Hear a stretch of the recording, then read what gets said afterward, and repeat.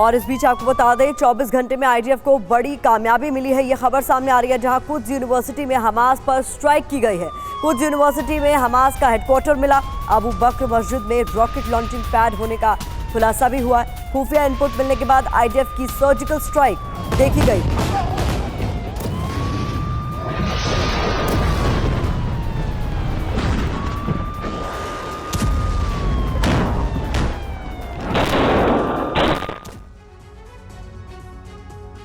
तो देखिए इस वक्त भी भयानक जंग जारी है। 24 घंटे की आपको अपडेट दे देते हैं। आईडीएफ की तरफ से, इजरायली डिफेंस फोर्सेस की तरफ से क्या बड़े दावे किए गए। 39वें दिन आखिर क्या हुआ। कुद्स यूनिवर्सिटी में हमास हेडक्वार्टर होने का खुलासा किया गया है। अबू बकर मस्जिद में रॉकेट लॉन्चिंग पैड होने की बात कही गई है। बीट हनौन में एक सुरंग शैफ्ट मिली है। हमास के खुफिया दस्तावेज बरामद किए गए हैं। लड़ाके के घर से हथियार बरामद किए गए हैं और बताया यह गया है कि बच्चों के बेडरूम में हथियार छिपाए गए थे। हमास का बुनियादी ढांचा हमने बर्बाद कर दिया है, ये आईडीएफ की तरफ से कहा गया है।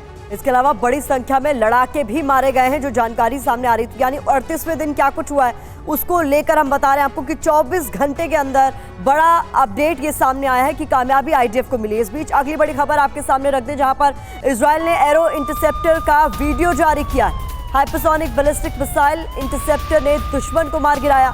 लाल सागर से आ रहे दुश्मन को मार गिराया। दुनिया की सबसे एडवांस वायु और मिसाइल रक्षा सिस्टम है।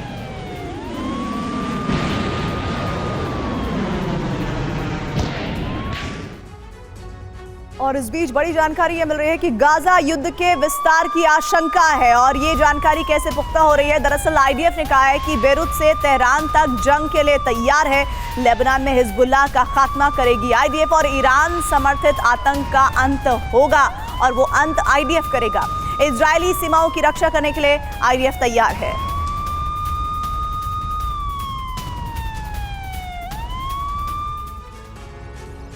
और इस वक्त ईरान आग बबूला नजर आ रहा है। ईरान ने दिए जंग के भीषण होने के संकेत। वॉर के लेबनान तक फैलने का ऐलान कर दिया गया है। ईरानी रिवॉल्यूशनरी गार्ड के चीफ बोले आगे मिडिल ईस्ट को चपेट में ले लेगी ये जंग। ईरान के तैयार होने की बात कहकर दुश्मनों को आगाह किया गया है। रिवॉल्यूशनरी गार्ड के चीफ की तरफ से ये बड़ा बयान दिया गया है और कहा गया है कि जंग अगर इसी तरह से बढ़ती रही तो आगे पूरा मिडिल ईस्ट इसकी चपेट में होगा।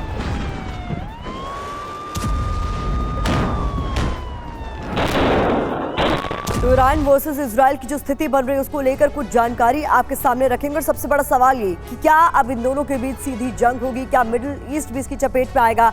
ईरान का ऐलान जंग क्या है ये समझिए। गाजा वॉर लेबनान तक फैल चुका है। ऐसे में इसकी बड़ी तेजी से आगे बढ़ने की आशंका जताई जा रही है। इजराइल का वॉर प्लान आपके सामने बड़े युद्ध के लिए तैयार है। तो गाजा वॉर क्या लेबनान तक फैलेगी, सवाल ये। इसके अलावा ईरान का जंगी ऐलान, तेजी से आगे बढ़ेगी जंग। इजराइल का वॉर प्लान यह है, बेरूत लेबनान तक जंगी तैयारी पूरी कर ली गई है। तो बता दें आपको मिडिल ईस्ट में फैलेगी जंग, ये भी बड़ा सवाल है क्योंकि ईरान की तरफ से इशारा तो कुछ ऐसा ही किया जा रहा है। इस बीच इजराइल का वॉर प्लान क्या है, हिजबुल्लाह को कुचल देंगे। तो कुल मिलाकर किस तरीके से यहाँ स्थिति खराब हो रही है बता रहे हैं आपको। ईरान जंग के लिए तैयार है, ईरान की तरफ से ये ऐलान कर दिया गया है। उधर इजराइल का वॉर प्लान ये है कि जंग का विस्तार तय है, यानी वो भी मानकर चल रहे हैं कि ये जंग अब और बड़ी हो जाएगी। ईरान के सेना प्रमुख की धमकी भी इस बीच सामने आई है, जहां इजराइल की तरफ से वॉर प्लान ये है कि ईरान समर्थित आतंक से भी हमारी जंग है।